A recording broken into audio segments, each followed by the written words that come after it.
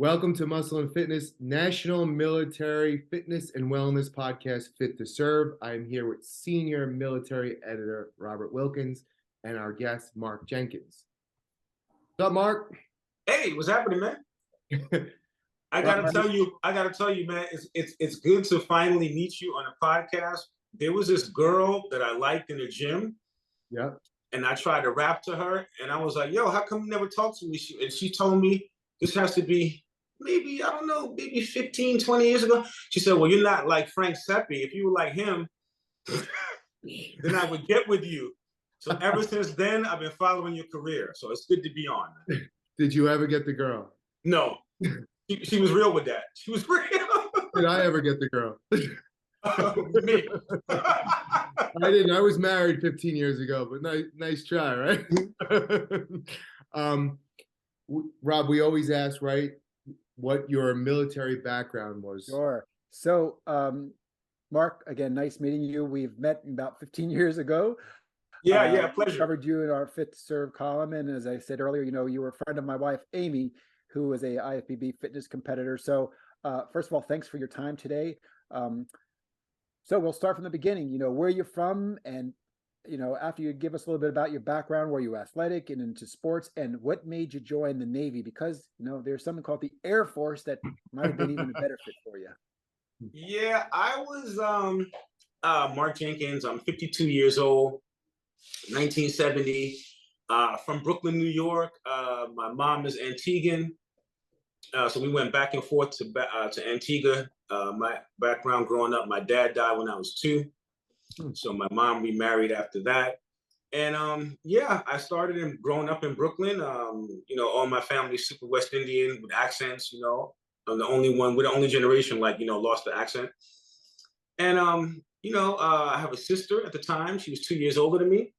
And my mom decided to send us both to dancing school. So my first training is like tap, jazz, ballet, modern gymnastics, and this is Crown Heights, Brooklyn in the 80s. So if you can imagine, I'm walking over crack vials to go to school.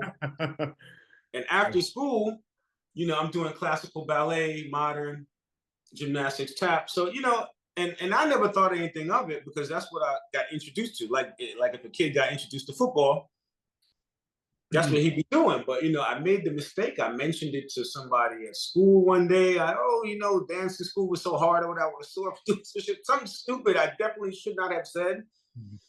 And they said, what, you doing ballet? The next thing you know, I started getting harassed, so I stopped dancing.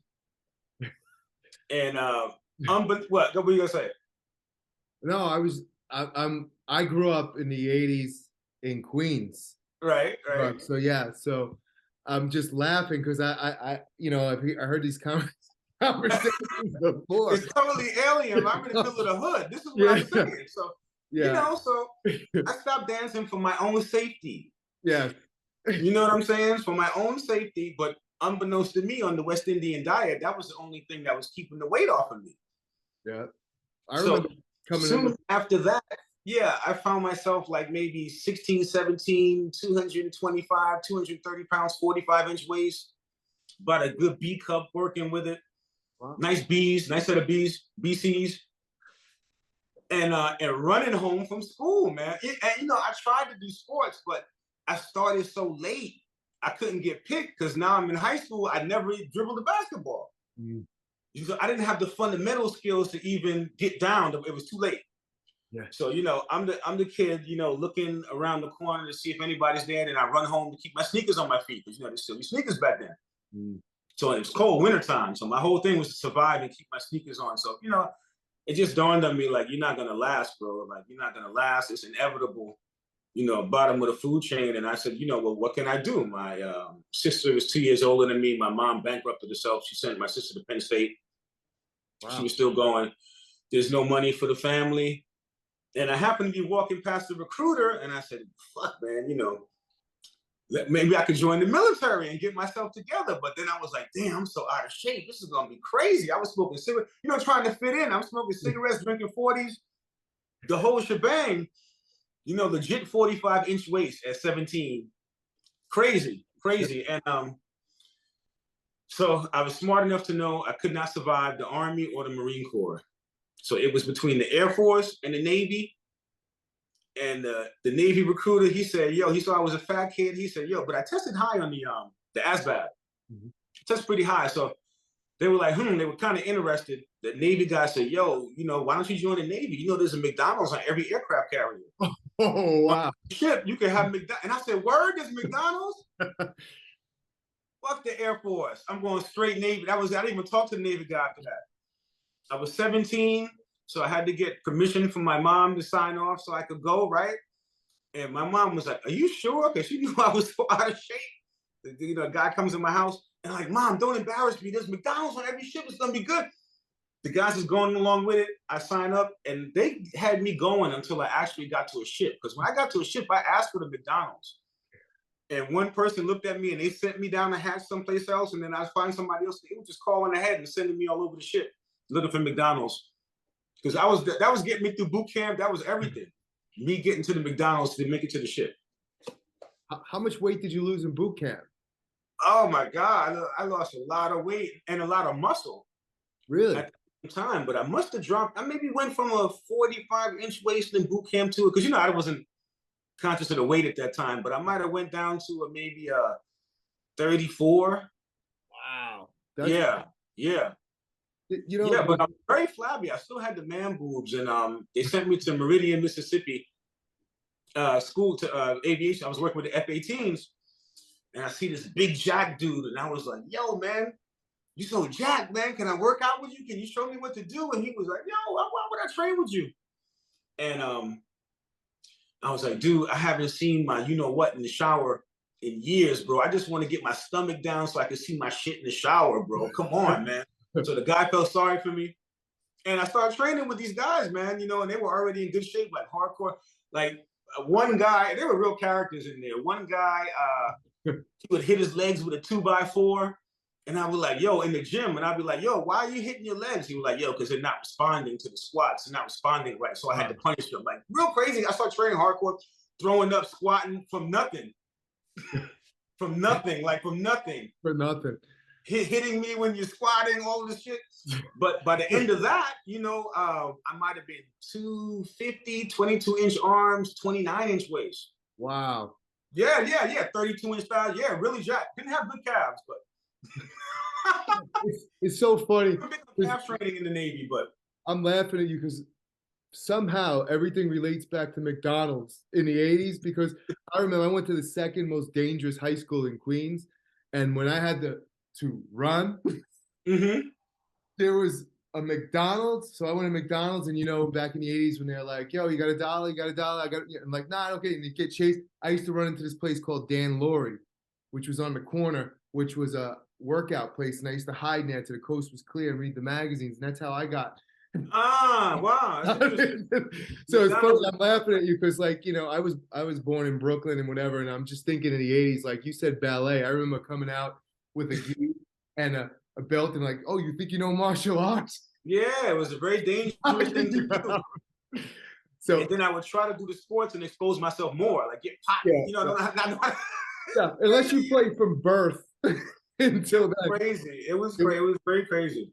Did you check off when they ask you special skills on your Navy? Did you put ballet in there? No, I wasn't talking about any of that. I knew better than talking about any of that. I knew better than that. I failed the physical to get in the Navy. I was in such bad shape. Wow. And I just started crying, and the guy felt bad. I thought, really bad. Yeah, I started crying. I was like, I got nowhere to go. And they let me slide and get in. And so when you finally got there and you found out, like, what do you think was the transformation? Was it they just motivated you enough, or that the structure in your life got you to eat proper? Well, being that my dad died, I think it was a combination of having father figures, of actually seeing grown men, and being in a situation where you could have some role models. I thought that was something interesting. And then, that was 1988. So by 1989, the Gulf War started. I was in the Gulf. I was on the aircraft carrier. I was on the Constellation. And we just happened to be patrolling, and then they landmined us in, and that became Desert Shield. Desert, and then it became Desert Storm after that because we were just stuck there. So, but for me, it was a real awakening. Like I was like used to ducking actual bullets. So for me, I'm on the ship. There's no bullets actually coming to the ship. There's 2 gyms on the ship. Yeah. I was just getting it in. There's 2 years. So I was just, jumping rope for an hour with the combat boots. I would fucking squat in the morning, shouldn't be rocking, because the gym was right below the catapults. So you'd be squatting in condensation and water. But for me, that was like the greatest time of my life because I was actually changing. Still didn't have any athletic skill. Never did a sport. Just that and the other. I started playing ball a little bit, But other than that, I would just jump rope and lift weights, man, and just bang out all, twice a day. And what was it? It was cybogenics back then. So everybody on the ship was on cybogenics. That's right. 60-day transformation program. Exactly. Franco Santoriello, was it? One of them? Exactly. It was cybogenics. And how many years did you end up serving in the Navy? I did 4. Because after, like I said, it turned into the war. So I actually have like over 3.5 years sea time in a 4-year deployment. So I was burnt after that. Right. And did you know, as soon as you got out of the Navy, did you have a career path? Did you know what you wanted to do? No, but that transition is tough. No, I didn't have any career path. I wanted to be I was thinking I was going to be a lawyer. Because I saw a lot of things civil rights wise in the Navy, discriminatory, that I wanted to work on in the civilian world. So my intention was to go use a GI Bill to get a law degree, fight against discrimination. And so I got a job at, but to even go back to before that, the 4 years I was in there, I had some rank. They put you in charge of people. So you can imagine I joined at 17. By the time I was 18, I was responsible for $1 million of equipment, in charge of people, budgets, the myriad of schools and things that you go to within that 4 years, and just the organizational aspect skills that I still use today, how to organize, how to attack a task that I take for granted, but most people I see in the civilian world don't know. There's a sequence to accomplish every goal. And I think that's something that's made me stand out as a trainer enough to be able to get to celebrities. You must have. So, but going back to what were we gonna say? No, I said you must have built a tremendous amount of confidence. Here you go in as a it was very empowering. You're looking, your bright spot is McDonald's. You go in there, you come out with like this whole new physique, whole new confidence. Explain that, like your people who are joining the military, like how everything was a first for me in the Navy. Not my first experience with a woman, but maybe my second or third. The first, it was so crazy I can't even tell you that. That's another catalyst to drive me to the Navy. That wasn't that good. Didn't go down too well. But all of, like, I'll tell you for example, like one time I was in the Philippines, and I'm walking around 250 pounds. Maybe 11%, 12% body fat. If anybody from my squadron watch this, they'll tell you, like, I was split curling 225, wow. The whole shebang. And, if one person gets into a fight overseas in one of those bars, then the whole bar turns on everybody who's in the military. So one night that happened to happen, you're in there trying to have a good time, and I hit a dude, and he just flew, man. I just hit him, and I looked because I never hit anybody. You know what I'm saying? Like, all my experience, I was like, holy shit. Like Spider-Man shooting webs for the first time. Yeah, so all of these things were happening to me, and I joined when I was 17. So that was 18, 19, 20, your formative years. So as I was awakening, confidence, I was also getting this skill set at the same time. And I was training super hard. So yeah, I was very empowered. I didn't have a plan getting out, but I felt like, it would be fine because I was able to maximize in any situation that I was in. So I got a post office job, and I got a job because I transferred to the military time. I thought that was a good move. But the post office kept giving me crazy amounts of mail because I was bigger than everybody else. I'm breaking down the trucks. And I took my last little bit of money and I joined the Vertical Club. The Vertical Club on 50th Street between 8th and 9th? The super expensive. So I'm totally broke. I was spending this monthly membership back then. This is like the posh workout gym. Didn't Fabio train there? Yeah, all these celebrities train there. Yeah, it was a real famous place. I spent all my time to get the best gym. So one thing I was gonna do is maintain my fitness. Yeah. So I spent my money back then in the best gym, so I didn't have any money. And they're giving me extra mail. So I complained to the gym manager. He's like, "How's it going?" I said, "Oh, bro, this is size discrimination, man. They're giving me extra mail to break down because I'm bigger than everybody else, but I'm getting paid the same money." I said, "This shit is crazy. I'm doing twice the work." He's like, "Yo, why don't you just be a personal trainer, Mark? You know so much about fitness or whatever. You know, go get certified and come in the gym." And I was like, "What? Really?" And he offered me a job, and I got certified. And I started training in the gym. I went from making very little money to making no money because I think it was $8 an hour on the floor at that time, and for a private training session, it was maybe $23. And this is in I'm in the middle of New York, coming from the military, all this making no money, but I'm enjoying myself because I'm transforming people's bodies a lot, and I helped a lot of people in the Navy get in shape because they'll kick you out, as you know, Rob, if your body fat gets too high and you can't get it together and pass the requirements. So, you know, by default, I became like the go-to guy in the Navy for people who had to get in shape. Do you think it helped, around in the squadron? it would help you with clients when they found out you had like a Navy background? Like it gives you some credibility, doesn't it? Like there's my trainer. It definitely gives you credibility. They were like, okay, and again, the organizational skills. So, you know, one time I trained this lady, she was 300 pounds. I knocked 50 pounds off of her, you know, and she was like, "Yo, would you like to train the celebrity? You ever heard this girl named Brandy?" And I was like, "Yeah, I think I heard of her." Just, "Yeah, she's doing a show, Moesha, you know. We want you to get her in shape or whatever." She's like 12 years old this time. This is way back. Yep. This has got to be 92 or something like that. So she's young, and that was my first celebrity client. And I was like, "How much money?" And they were like, "Well, we'll give you $70 an hour." And I was like, "Oh shit, $70!" I was hyped. A lot of mail. Yeah. So she's like, "So Brandy, what are you doing?" "I'm eating fried chicken, Popeyes." "Don't eat that. Here's some salad, chicken breast, you know, case closed." She gets the Moesha show. She leaves New York because she was doing music and acting. Yeah. Right. So she takes off, and I'm like, damn, if I get 10 clients a day at $70, that's $700 a day. I'm rich. So, Mark, when you're saying all this, you got one of the so I used what I learned in the military, right? So everybody I saw that had nice shoes on, I figured they had money or a nice purse. Right, because now I'm living in the projects, so I have no money. I'm living in Fort Greene projects, right? So, anybody I see, I say, "Hey, I'll train you for free." I know they're not going to turn down free. Yeah. So in the free session, they say, "Well, what do you want?" So I said, "Hey, I just want to have lunch with you once a week." So I take the lunch with them, and I say, "Hey, if you were a trainer, what do you do?" "Oh, I'm a CEO for this company." I said, "Oh," because you know, Motown, Disney, unbeknownst to me at the time, were all in the same building complex where this gym was at. So a lot of good luck at the same time. And I would just do shit I learned in the Navy. If they had good shoes on, I figured they have money. So I said, "Hey, if you were a trainer, how would you do it?" And they would say, "Hey, you got to get a publicist." So I would train a publicist for free. And I would say, "Hey, if you were a trainer, how would you do it?" They would say, "Hey, well, you got to get pictures now because you know, I can put you in the magazine, train me for free."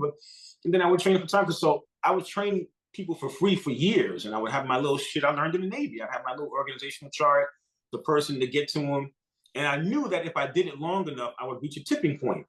You know, this is stuff you learn in the military. Yeah. So my mother's like, "You're crazy. Why don't you go work in the airport? You can work this. You have the military." Because it's easy to get a job back then if you had a prior military. But I was like, no. Trust me, I'm going to reach a tipping point if I keep training people for free. So 92 goes by, 93 goes by, 94 goes by, 95 goes by, 96 goes by. I'm bouncing, I'm waiting, I'm doing all of these jobs to make ends meet at the same time. And then maybe 98, 99, I trained this guy. He's super skinny. And I put some size on him real quick. And he goes, "Hey, man, you know, we got this artist, man. He's really dope, but we want to get him from behind the piano. And, you know, would you like to train him?" And I said, "Well, you know, let me hear the music." And I said, "Hear the music." I said, "Wow, this shit is good." I said, "What's this guy look like?" He said, "Oh, you know, he's a little chubby. We want to get him from behind the piano." And I asked one of my CEO clients I was training for free. Am I going too long? No. Okay. I asked him how much I'm training for free. What should I do? He said, "Well, you know, go to Motown, ask him for $30,000. And I tell them that if they don't like the results, you give them the money back, and they're gonna give you the money. So I went to Motown. I asked for $30,000. They gave me the money. He told me to incorporate myself, quit my job, and be damn sure I get that guy in shape. And the D'Angelo Untitled video was the result of that endeavor. It was actually D'Angelo for the video that he did with no shirt on. Is that the Brown Sugar one? Nah, how does it feel? The Untitled. So yeah, so that was the video, and then once I got that video, at the same time, I trained Mary's A&R's barber for 2 years to get to the A&R for 2 years to get to Mary. So between the combination of D'Angelo and Mary J. Blige, that was enough to get me out of the projects. So I went on tour with Mary J. Blige in 2000.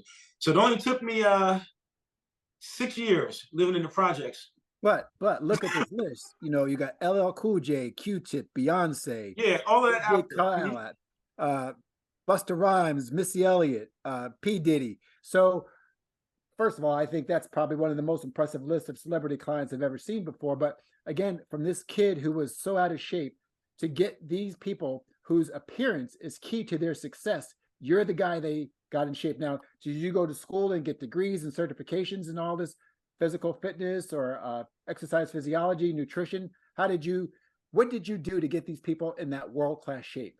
Well, you know, it was a combination of all the stuff I learned to get myself in shape, because at the time in the Navy, I was hardcore bodybuilding. So, you know, I always had flex, muscle, and fitness. You know, I had all the magazines. My guy was Sean Ray, because he had the size and the symmetry. I was always a big Sean Ray dude. So I had all the posters in there. So I was reading as much as I could about training. And there are also some jack dudes in the military. So I was training with guys much bigger and much stronger than me and much older than me. So I was able to learn a lot of old guys, different veteran techniques, training with different martial artists. And then when I got out and I actually got certified, I really started studying. You know, I did a lot of Paul Chek was very big back then, getting certified with him, and the Poliquin principles, and you know, getting certified and that type of stuff. But I understood immediately that for me, because I was looking at it tactically from what the Navy taught me, I was like, listen, if I wanted to really make money doing personal training, I would have to be able to do something different. So my whole thing was the appearance came first, and the functionality came second, because the person didn't comprehend that anyway. They want to look. I understood that, for example, like when I was training Beyonce, she has wider hips. So I understood that if I work on her shoulders more, people are viewing her from a down up. That's going to give her more of an hourglass. So it would get to a point where people would notice, like, hey, I might be in shape, but my body doesn't look the same when I'm training with other people. And then by that word of mouth, I'd be able to get other clients. So I was always very, you know, I approached the functional training from a bodybuilding perspective. Because like I told you, I didn't have any athletic. You know, I never ran track, I never played basketball, I never threw a football. So my first introduction was like banging heavyweight, powerlifting, and bodybuilding. And then that always came secondary. So I knew if I was able to make D'Angelo look a certain way in the Entitled video, you know, and dry him out enough so that it looked dry, but it was still attainable to other people. Because not to go too far, that's the key in mainstream. I'll be able to build my reputation. Well, you know, it's funny. So I've been around trainers my whole life, and some with, like, you know, the top degrees and this and kinesiology and this and that, but they don't vibe well sometimes with people. And you don't know, as a trainer, it's more than the routine. You have to know what you're doing, obviously, get somebody in shape from a nutrition and training standpoint. But if you don't vibe with them, and if you don't have that personality to keep their attention and stuff, they're not looking forward to that session. Like, you could tell you're an outgoing person, you had a great personality. Like, you have to keep them engaged and want them to train, and you can't teach that. But what I would also do too is, you know, because now I have a budget. You know, I'm training these celebrities, so I would just go hire the person. You know, I would just go get the best kinesiologist, and they would just rock with us for a month on tour. Yeah. And teach both of us, or I'll go get the best martial artists. Like right now, I'm here with D'Angelo, Q-Tip, and Black Thought. I'm in New York City right now. You know, I got the best boxing coach, Coaching D. You know, I watch the session. I'm sitting there learning from the back. I'm videotaping. After they finish, I go do it myself. So it's the best of, you know, I get the Gracie guy to teach us jiu-jitsu. So I'm just watching experts constantly and learning. You know, that's the whole thing. More of a like a director, but some people Yeah, yes. they have too much. They have too much of an ego. Yeah. They have too much of an ego because they'll be like, "Well, I know this." You know, like I see, people teaching boxing, and I'm like, "Have you ever boxed? Have you Yeah, ever?" it's better to get an expert. It's like, yeah, it's like, you wouldn't go to Derek Jeter, like, you know what I'm saying? Like, I don't know. I'm like you. If I don't know something, I'll bring somebody in to Yeah, teach the goal is to get the W, not for me to in particular. So I know I'm Yeah. going to win anyway if I get the client to look the best. So Yeah. it doesn't matter whether I'm directly. Yeah. You know, like when I trained P. Diddy for the marathon, we, in fact, Nike had Alberto Salazar Oh, wow. coaching us. Mhm. So we were running with the great Alberto Salazar, man. It's quite an honor, man. You couldn't stop. No way we could stop. Wow. I remember that. And Mark, when you're going through all this, Uh-huh. you just named off legendary folks. Like these are once in a lifetime type talents. When you're with them, like, what are you thinking? Like, do you see traits in all of them that got them to where they were at the top of their game? Like, there has to be something in Beyonce and Missy Elliott, LL Cool J that the average person may not have. And whatever that something is, can you share what some of your personal observations are of what? Yeah, there is a common denominator. I would say, like a Johnny Cochran, LL Cool J, Beyonce. She's super tough. She's tough. She's tough training. She's tough in the gym. You can always see all of those guys. All of those people are very tough in the gym. Like, because I'm literally, I tell them, I said, you're going to throw up at least one time. I said, it's really big for me to get my celebrity clients to throw up. So I'm going to try to get you, but we're going to make it fair. I'm going to get you in shape first. So then it's actually fair, but I'm going to try to get you. So, they're up for the challenge, man. So all of them, they're very disciplined.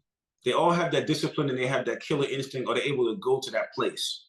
You ever turn down a client based on their personality? Like you just didn't gel with Oh, them? yeah, all the time. All the time. Do you want to mention anyone? Like sometimes you go, like, man, I'm probably gonna get killed if I train that guy. That guy's too crazy. It's not a good. One time, I'll tell you a story. I'm not gonna mention who it was though. But one time I was in this gym working out, right? Mm-hmm. I happened to be in the locker room. This big time celebrity comes in, right? I'm taking off my clothes. He's got his personal assistant, entourage. He gets naked, right? He's got his gym bag. Gym bag's right next to him. He takes off his underwear and he throws his underwear in the assistant's face to put it in the gym bag. And I said, what an asshole, man. I left I was so disgusted. I just, and it was a big guy, like somebody I was a fan of. And then it was like 2 or 3 days later, his agent called me to train him. But just by coincidence, I was like, fuck no, I'm not training this guy, man. I know he doesn't treat his people right, man. I messed up once. I was busy. I was going on a book tour, and a publicist called me. She's like, "You have to try and train my client, Jerry." And I'm like, "Jerry, I don't have time for Jerry. I gotta go to a book tour and this and that." It turned out to be Gerard Butler for 300. Like, oh man, I'm like, I was the asshole. And that, no, but I do stupid stuff like that all the time. I'll tell you one of my dumbest moves, right? I think somebody called me, right? It was a while ago, too, many years ago. They said, yo, man, we got this new artist you want to train. I said, well, I'm on tour with so-and-so. Yeah. It's already established artist. I can't go, especially for a new artist. You don't want to leave a new established artist for a new artist because you don't know how they're going to do. And then it was like, and I was like, what? He said, he's Canadian, maybe you should do it. I think this guy is going to be big. And I was like, word, what's his name? And he said, The Weeknd. And I was like, The Weeknd? What kind of silly name is that? The Weeknd. He's from Canada? That shit's never going to pop. Hung up the phone. Then it turned out to be The Weeknd. So I never met him. I don't have any experience, but that's just a funny story. We do a PSA. Let that be a lesson to you. Yeah, let that be a lesson to you guys. Don't be judgmental. Investigate. See, listen to the music. Yeah. Now I listen to the music. Yeah, don't do that. And with all those folks, do you have your go-to techniques? Like, do you have your top 3 techniques that almost no matter what, with a little bit of a variation, these 3 principles in the Jenkins training program seem to be successful in helping people? Yeah. The Mark Jenkins method, one is a mandatory cardio day. So all of my clients, we do a mandatory road work, jump rope for an hour, boxing, something that's sustained. We do a sustained cardio, preferably in some impactful situation. Like I'm going to be working with D'Angelo tonight, so we're going to probably do some road work in Central Park by midnight tonight and get it in. That's one thing, because you want to be able to. I think that affects how the muscle looks. If you're able to run and able to function, the muscle has a more natural look, is what's more appealing mainstream. Mm-hmm. One. Another one is definitely stick to the basics, the compound movements, and work around that. So, you know, I try to build a compound movement around each body part, and then based on the person's symmetry, add on, you know, and, not too much. Most people, they don't have the same recovery system as people who are actually bodybuilding. So higher intensity, a lot lower volume. You know, because the same recovery system that they're using for fitness is the same thing that they're using for their performances, you know, staying up all day, their regular day to day. So, people in the industry tend to, you know, do long hours. So, you know, you want to make it impactful. You want to stimulate, but, you know, don't kill them. Well, Lee Haney, not annihilate. Yeah, stimulate, don't annihilate. That was my favorite video growing up as a bodybuilder. Rope Man. Yeah, that was Lee Haney. Yeah, no, it was Rope Man and Lee Haney, road to the Olympia, and he'd be like. And Mark, with so much research being done about sleep, the importance of taking down this, you know, taking more stress off of you by relaxing and finding places to get mental breaks. Do you talk to your clients a lot about the important role that sleep plays in their recovery, and also the success of what you're trying to do with them? Yeah, well, you know, I'm doing a lot of wellness coaching, a lot. It's expanded the business now. So I talk to people about, you know, the meditation, the visualization, get different experts in, teaching us through meditation courses, because if you can still your own mind, you know, that's the whole, you know, that's really the key. You're going to get, if you still your mind before you go to sleep, you're going to hormonally release better than if you're just in this fight or flight state and you're trying to force yourself to go to sleep, but you got to get up in the morning. So it just optimizes everything that you're doing. You're 52 years old. You don't look 52 years old whatsoever. What do you personally do, working out, nutrition-wise? Just for men? I got it on the side right here. You got the Turkish black. Yeah, got the black. Dracula black in. Dracula black. You know, yeah. I'm big on the sleep. I'm big on water. Mm-hmm. I don't have anything. Even my coffee is organic. I don't have any sugar. I have stevia in the coffee. A lot of phytonutrients, a lot of vegetables, a lot of phytonutrient supplements, a lot of omega-3, 6, and 9. Mm-hmm. I take creatine. I take glutamine. I take alpha-lipoic acid. What's your weight and body fat at right now? Right now, I've been fat. I was better a month ago, but I was eating. But right now, maybe I'm I haven't been on the scale too, because I'm in an Airbnb. But I'm feeling like I'm around 205, 210, maybe 8%, 9% around there. Isn't it funny? Like, he's fat. That when you get to a certain level, your expectation levels are so high. Yeah. It's like people look at you like, yeah, I'm dieting. Like, you're dieting? You're already in shape. And that's what keeps people, like-minded people like us, going. It's just like, you're never satisfied. You know, you just got to keep going to that next tier or next level. Well, and Mark, I would think with all the success that you've had with the celebrity clients, has the United States military or militaries from any other country reached out to you and said, you know, Mark, you know, based on the successes you had, can you come and talk to us and maybe even take us through a fitness program, you know, with our sailors, soldiers, airmen, or something of the sort? Yeah, in fact, I'm headed to the Netherlands. Exciting. I'm going to go train the Royal Navy. We're going to exchange some training techniques. That's what I was getting ready to tell Frank. I'm trying to get in shape right now because I know those guys are going to be gunning for me. This is going to be an interesting experience, you know, because but this is how it gets crazy though, right? Because, you know, now I'm a celebrity trainer. So anytime I go into a boxing gym, everybody wants to knock out the celebrity trainer. Anytime I go to a jiu-jitsu place, everybody wants to, you know, strangle a celebrity trainer. So I really try to make sure, just for my own safety, I'm in shape. So I'm training pretty hard. By the time I get there, you know, I'm ready to go. So I should be there next month. We're gonna have some fun because they're already talking about, you know, they're doing 30 minutes. They're big into the cold immersion, the Hoff method. So they're doing that out there, and it's cold out there already. Oof. So they're doing the pond, the frozen. Oh my God! So are you gonna do a plunge pool to yeah, they're doing the whole plunge. So you to prepare for that. Yeah. So I'm starting with the cold shower. So when you're speaking about training a military, I mean, that is a big deal that you have there. I mean, this is their national security, national readiness, military readiness. How do they bring you in? Like, what do? Do you get a bunch of documents to show you what their levels are, what their expectations are, Well, what their my problems book are? chronicles a lot of the stuff I did in the military, and that's how they recognized me in the first place. So I got to talking to them, and they put their staff on, their chief who's in charge of the fitness as well as the trainer who was on staff, and we just got on the Zoom like this, and I was just telling them what my experience was in the military and how I would approach it, and a few ideas that I had. And one is, I always was very community orientated. Always wanted people to get the same benefit that I got, because it changed my life. I'm very likely to be dead or in jail had not I joined the military. So I'm always encourage people, if you don't have any opportunities, there's no place else you can get that type of training. And in fact, be with that type of, I'll tell you, the only times that I felt like I was really in unison with a group of people was in the military and running a marathon. Where you really feel that camaraderie and everybody's going for that same goal and you're all working together despite, all the differences that everybody has. Those are two experiences that I had.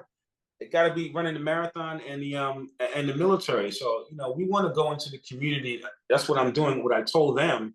And I said, go into the community, get some of these kids who are not doing anything, let's get them in shape and then get a program where they can get a step into the military and get some benefits and pay for their family and pay for college, like it extended to me. And more importantly, get healthy, learn some skills.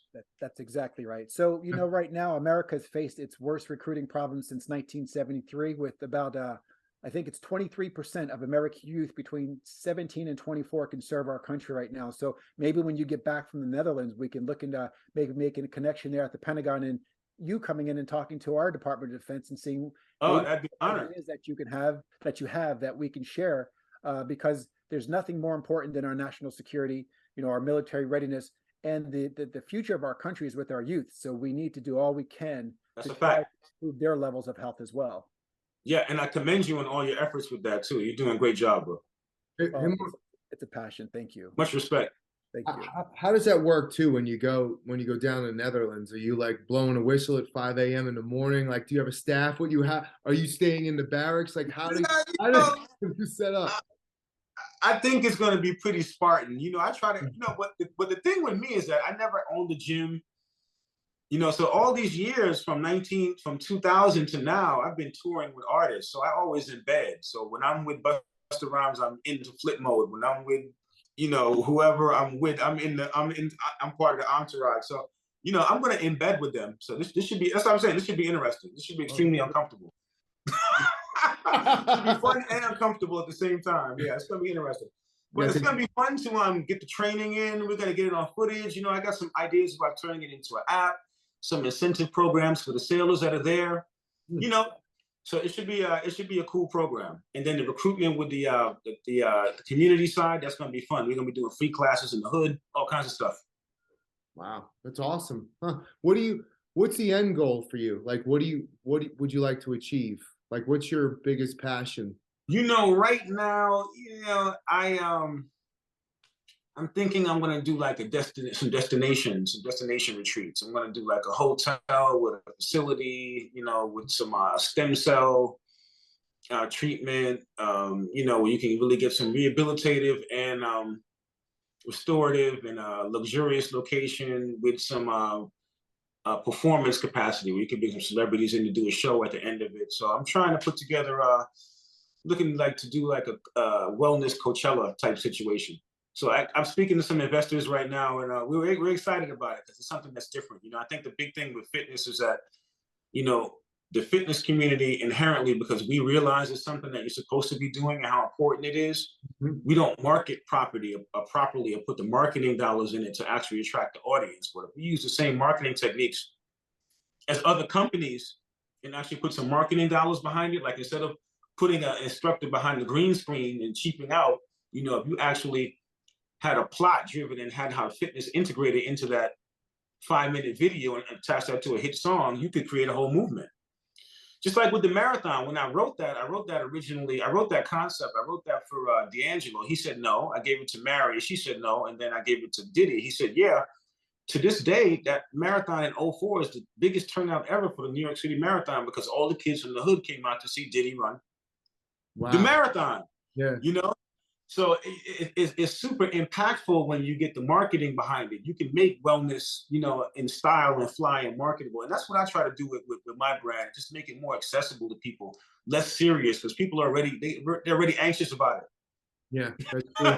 you know what I'm saying? They're already like, oh, I'm going to get sore, I have to exert myself. Yeah, you know, they're already anxious about it. So if you can, you know, make it more of a lifestyle, and this is something you're supposed to be doing, and there's like-minded people around you, and also you can get financial benefit from doing it, and that's very important.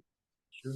Because you have to be able to afford your fitness. So I'm looking at it from that aspect and developing companies and working with other brands right now to get them more in that perspective. I love it. It sounds like really good. And I think that was an excellent point you made about that when P. Diddy ran the New York City Marathon. That was the most highly attended, you know, probably the biggest marketing, probably biggest profile that the run has ever had, because the newscasters were there. They wanted to do it. Just like, I don't know how many marathons Oprah's run, but I know she ran one because everybody covered it. So I think you've made a key point there, that how do we get celebrities who are already doing these type of things want to do more to promote physical fitness within our country? Because again, a healthy country is a better country. And what a great way for our celebrities to contribute to the success of our nation by helping us get in better shape. Yeah, absolutely. And a lot of these companies, you know, they, even when I consult with them, they don't, a lot of times they don't take my ideas. Like I had one company, they want to do a festival, right? And they wanted to get a positive rapper. I'm not going to mention his name. And I said, nah, that's not going to work, man. He said, why? We don't want to spend our money on a gangster rapper that's doing this, this, and that. I said, well, listen, it's not going to resonate with the audience that you're trying to attract. You can't get the positive rapper. They're like, but Mark, we can't spend money. That goes against everything that we stand for. I said, no, but well, maybe if you pay the gangster rapper some money for doing something positive, you might shift his paradigm. Have you ever thought about that? And then you go back and forth with these people, but you can't, you know, corporate America has to understand, like, look where the kids are at. If you want the kids to get in shape and you want people to get in shape, you have to meet them where they're at. And that's a big disconnect for people in the fitness industry as well. Definitely. You know, I've come across a lot of people who they just, you know, when it comes to fitness, they have no idea what to do. And they think it's such a horrible thing that they have to go work out and they have to go do this. And, you know, I always say, if you find something that's fun, you're going to want to do it more. So when people think it's just lifting weights, but there's so many different other ways to get in shape. No, like, you know, you got to find something, but it comes down, like you say, you're educating people, you know, it's almost like when Tiger Woods started playing golf. Look what that did for golf. There's no higher profile for golf than there is Tiger Woods. So it's amazing, but everything's celebrity driven, like you're saying. And if you put P. Diddy in the marathon, you put, you know, somebody like, you know, Brad Pitt doing an ab workout, it's going to get way more attention and do way more good than, and not. Maybe there's something like that we could do for the military, Rob. That would be, you know, we can get, you know, Oprah in the army and Oprah's army. But, you know, I think Mark is on to something here. You know, he is a person who's walked the walk and talked the talk. He is a person who is a vet, and vets serve vets. Vets look out for other vets. And that he's done this coming from the extreme to the extreme, where he knows what it's like at every single step. So somebody can't just tell him anything because he's walked it. He's done it. And I think his compassion, his care, his knowledge is something that, you know, a lot of people would gravitate to, because they're like, you know, he's done it at the highest level. I can't believe he wants to do it for me. I'm just a common person. But that's the people we need to get to. The people that are the foundation of our society. The higher ups, they're going to get Mark Jenkins, but the person who's just coming up, when he provides them that expertise, that makes them feel like special. It makes them feel part of that community of being American. And I think that's a great way that you continue to serve, Mark. So salute to you, and thank you very much for doing all that. Oh, thank you so much. I appreciate it. So I think when you get back from the Netherlands, one thing, once you come on our show, it's almost like you can't escape us. One way or another, you're part of our extended family. So we'll look at different ways that maybe we can do some projects together. I know Frank said he's been wanting to work out with you on camera for a while. And Oh yeah. I think there's some really cool things that we can do. You know, maybe we can reach out to the militaries and schools and others and seeing how, you know, using your expertise and your words of wisdom that we can maybe make some connections. I'm sure there's good things we can do. And as Frank and I often think, if we change one life, that's one life we change, and you never know who that person affects. So it's all true. all good. You never know what we can do until we try. Yeah. We'd love to have you on for, again, I know you're leaving soon, right before Christmas. We're going to the Olympia until. Oh, wow. the I've never been 19th to Olympia. Never been. All right. We'll see you there in 2023. Are you going to make your pick? Are you going to make your pick here on the podcast, or you want to keep it quiet? Who do you think's going to win Olympia? I'm going the best man or best woman. I hear you. I hear you. Very well said. Very well said. The best, may they win. You never Yeah, know. I never been to Olympia. Everyone has their favorites, but it's until they step on stage and they're in comparisons and everything else. Right. But then they still say, if you're a fan, he should have won. She should have won. You know. But Yeah, I can't wait, man. I'm going to get there. I'm going to get there for sure. Yeah, let's look at having you there next year. Oh, thank you so much. Thank you. We'll talk to our folks here. Frank's really well connected, unless you didn't know that. But I've heard. Good work. Yeah, he's a made guy. He's a good guy. Yeah. He's got the plug. He's the plug. That's right. But yeah. Well, first of all, again, thank you for taking the time. We know you got to really. Hey guys, thank you for having me. It's been an honor, and anything that I can do to, to contribute to help the vets, I'm all in. So yeah, it's great. These thanks for your consideration. I appreciate it. Very humble, honored to be on. So thank you so much. When you're back, I mean, I don't know if there's time before that, but if you're back, we definitely got to get something for Muscle and Fitness. You got to get my favorite singer, Maxwell. You got to get him in. Oh yeah, I never met him. Me neither. Yeah. We're calling out you, Maxwell, right now. We want to work out with you. Yeah, awesome. Work out in. Thanks again, Mark. We'll talk to you soon. Safe travels. Happy holidays to you and your family. Happy holidays. Thanks, Mark. Happy holidays, you guys. Be well. Right.